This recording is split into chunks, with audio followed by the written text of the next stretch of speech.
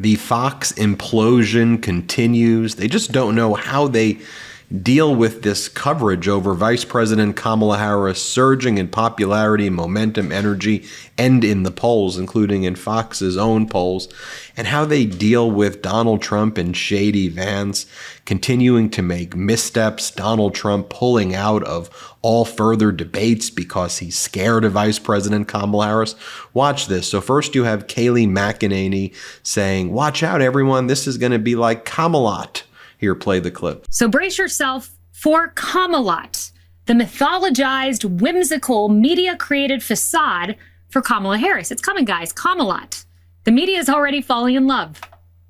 There was a twinkle in her eye. There was a kick in her step. I kind of fell in love with her. The excitement is palpable. And I remember seeing little girls grab her by the hand and look at her like she's Superwoman, like she's Wonder Woman. Honestly, the calls that I've been getting beyond the Beltway, this really feels like Obama 2008. Kamala has gone from cringe to cool in 24 hours.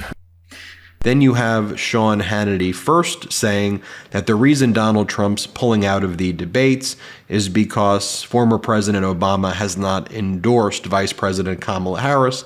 And then he says, and also in other news, Obama is endorsing Vice President Kamala Harris. Maybe you want to tweak that script a little bit there, Hannity. Here, play this clip.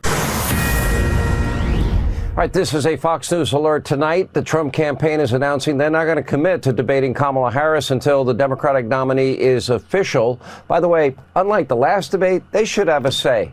Where's the venue? What are the rules? Is there an audience? Not an audience? They get a say. That's the first time that one candidate had no say, was the debate with Joe. That's not going to fly. Also tonight, Politico is reporting that former President Barack Obama and likely Michelle Obama are about to formally endorse Vice President Kamala Harris, perhaps as early as tomorrow. Once he does, the coronation will be complete. VP Harris will be the new Democratic nominee. Then they call in Alina Habba, who tries to defend JD Vance and say, oh, JD Vance is very popular. Really? You're saying JD Vance is popular? Let's take a look. He's the least popular VP coming out of a convention than anyone in the history of VPs. Here, but play this clip of Alina Habba, because we know she's very trustworthy, right? Play this clip. This is the former White House Communications Director, Anthony Scaramucci, saying that he thinks that JD Vance may not make it to November 5th. Watch this. There's nothing that Trump hates more than dull people. And, JD, I think, stands for just dull. And so he is not doing well on the stump for Donald Trump. He's hurting him. He may or may not make it to November 5th, JD Vance. So he says there's going to be another scramble coming up. Alina, what do you say to that? I'm not sure what they're speaking about. We have heard and seen through polling, through numbers, through donors, that there's full support of the Vance-Trump ticket. Let's be very clear. JD is a wonderful person. I know him personally. I'm sure you do as well, too, Martha. He's strong. He's young. He's got energy.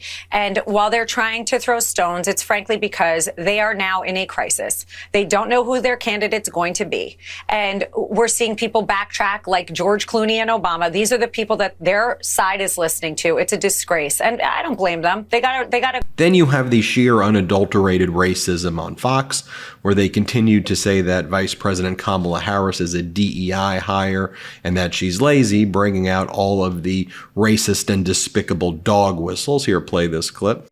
What she is, the bottom line to me, Larry, is she's uninformed and she's lazy, and she's just going to go out there and try to run this fluff campaign. I think the best attack on her is going to go at her on substance, because she doesn't have any. No, I agree. You scratch the surface with her, you get more surface. No, I agree. Look, I don't know if she herself was a so-called DEI pick as VP. I don't know that. I have not said that, and I'm not going to say that.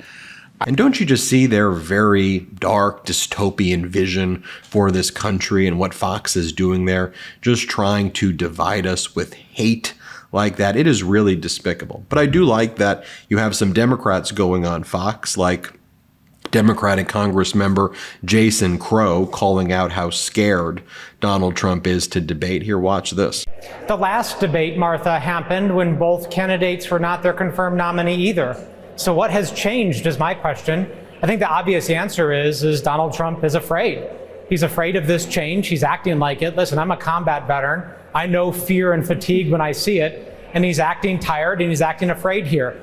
Someone needs to wake him up. And I know he has a hard time staying awake. He fell asleep repeatedly at his own nominating convention. He fell asleep repeatedly at his own criminal trial. Someone needs to wake him up and let him know the next generation of American leadership is here and it's on. And here you have Jessica Tarlov mocking JD Vance and saying that JD Vance maybe has a couch-sized wake-up call. Here, play this clip.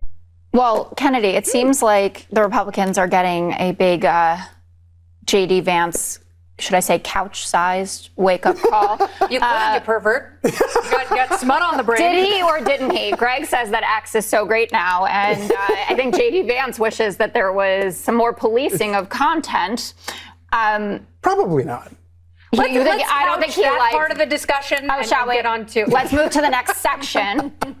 By the way, it should be noted that JD Vance couch and JD Vance dolphin are among the most searched things on Google right now. Far more people searching it than anything to do with the Butler, Pennsylvania incident, and that's making Donald Trump super pissed. Also, you have JD Vance continuing to double down on the statements that he was making, where he said that childless cat ladies are a huge threat to our democracy.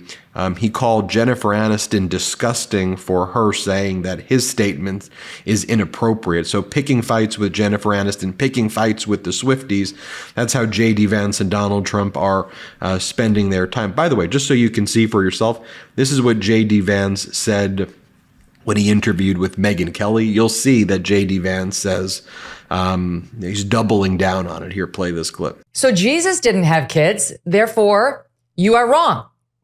What were you trying to say? I guess they're comparing Kamala Harris to Jesus. I don't know. That doesn't make a ton of sense to me, Megyn. But look, I know the media wants to attack me and wants me to back down on this, Megyn. But the simple point that I made is that having children, becoming a father, becoming a mother, I really do think it changes your perspective in a pretty profound way. I don't think we should back down from it, Megyn. I think we should be honest about the problem. So that's what JD Vance, or as I like to call him, Shady Vance, is doing. And here, Fox has to report on its new battleground polls, which shows Vice President Kamala Harris winning in mostly all of the swing states and certainly doing better than any previous poll. Here, play this clip. Michigan registered voters put her and the former president at 49% each. That's 3 percentage points better than President Biden was performing. In Minnesota, the presumptive Democratic nominee is up and has a 6-point advantage there. They are both tied at 49 in Pennsylvania. And former President Trump has a 1-point lead in Wisconsin. Those results are comparable with the Trump versus Biden numbers. Many of the new polls coming out nationally and in the swing states have been within the margin of error in this new race. And they have to report good news as well. The fact that just this week, 2 of the Sinaloa cartel leaders were captured by Biden's DOJ. Play this clip. Just this week, we had 2 of the Sinaloa cartel leaders, people who were involved in human trafficking, arrested, and it was a major bust. It happened again under the Biden-Harris administration. Alex, even Tommy Lahren, right-wing extremist, she's saying, like, what in the world are we doing here? Like, JD Vance, your statements about childless cat ladies are not actually helping. Even Tommy Lahren has to recognize that. Play this clip. Here's another thing. I think they're going to replay the clip, and they already have. I mean, they already have, about him calling, women and calling Kamala Harris and others childless cat ladies. If we're trying to win that. Wow. If we're trying to win suburban women, and this is something that he said a while back, but if you're trying to win suburban women and you call suburban women childless cat ladies, you're not going to convince them to come over to your side. No question. I think it's funny as a Republican, but I don't think a lot of suburban women that are on the fence are going to find it funny. I don't know how we address some of these things that are going to No put question. off people. Here's my thoughts on me on that, because this is happening a lot now. I don't know how in politics we got to the point where people can't walk back things they said in the past and say, hey, I made a mistake. Right. At that time in my career, I felt a certain way and I said something that I believed at the time, but evidence has showed me that I believe otherwise at this time. Then you have Nancy Mace go on Fox, and she attacks the Republican FBI director, Christopher Wray, and calls him an assassination denier. He's a Republican. He's appointed by Donald Trump. The Republican FBI director, the MAGA Republicans are attacking because Christopher Wray said it was unclear if it was a bullet that nicked Donald Trump's ear or shrapnel or a small piece of the bullet. It's unclear. So she goes on Fox to attack the Republican FBI director. Here, play this clip.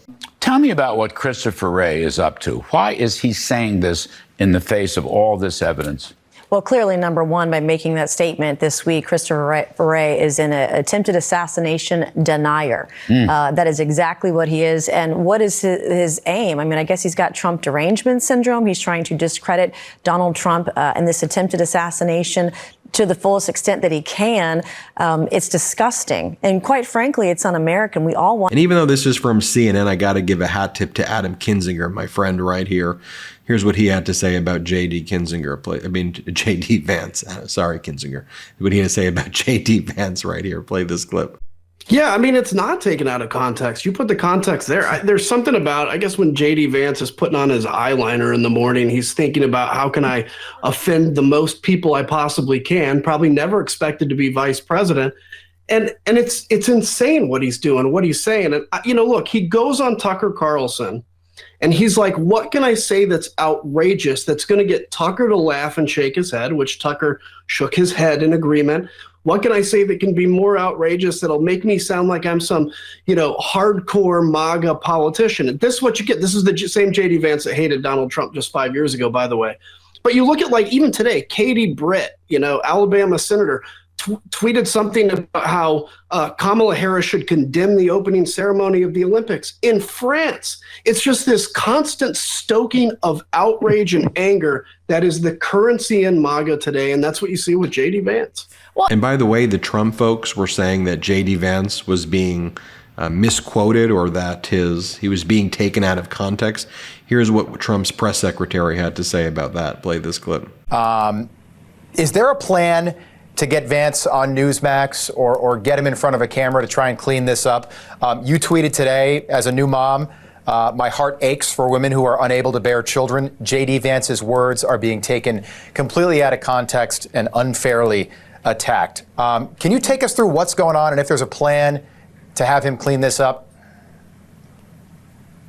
Absolutely. Well, first of all, the senator's words are being taken out of context by talking heads in the mainstream media, liberal pundits who do this for a living. They are trying to portray Senator Vance as someone who he is not. I'll tell you who he is. He is a father. He is a husband. He is a great man. He's a phenomenal leader and a great voice for the Republican Party, a rising star. And that is why the left is so threatened by him and by his values and his ideals. Really, he's being taken out of context? But look, what I was basically saying is that we're effectively run in this country via the Democrats, via our corporate oligarchs, by a bunch of childless cat ladies who are miserable at their own lives and the choices that they've made. And so they want to make the rest of the country miserable too. And it's just a basic fact. You look at Kamala Harris, Pete Buttigieg, AOC, the entire future of the Democrats is controlled by people without children. And how does it make any sense that we've turned our country over to people who don't really have a direct stake in it? I just wanted to ask that question and propose. You think that's being taken out of context? What aspect of what he said there is being taken out of context? Or how about this, where he apologizes to cats, not to the women? Here, play this clip. Obviously, it was a sarcastic comment. I've got nothing against cats. I've got nothing against dogs. I've got one dog at home and I love him, Megyn. But look, this is not, people are focusing so much on the sarcasm and not on the substance of what I actually said. And the substance of what I said, Megyn, I'm sorry, it's true. It is true that we. So that's what's going on in Fox right now. I thought you would enjoy that. Let me know what you think in the comments below. Hey, hit subscribe. We're on our way to 3 million subscribers thanks to your support. Thanks for watching. Love this video? Make sure you stay up to date on the latest breaking news and all things Meidas by signing up to the MeidasTouch newsletter at MeidasTouch.com/newsletter.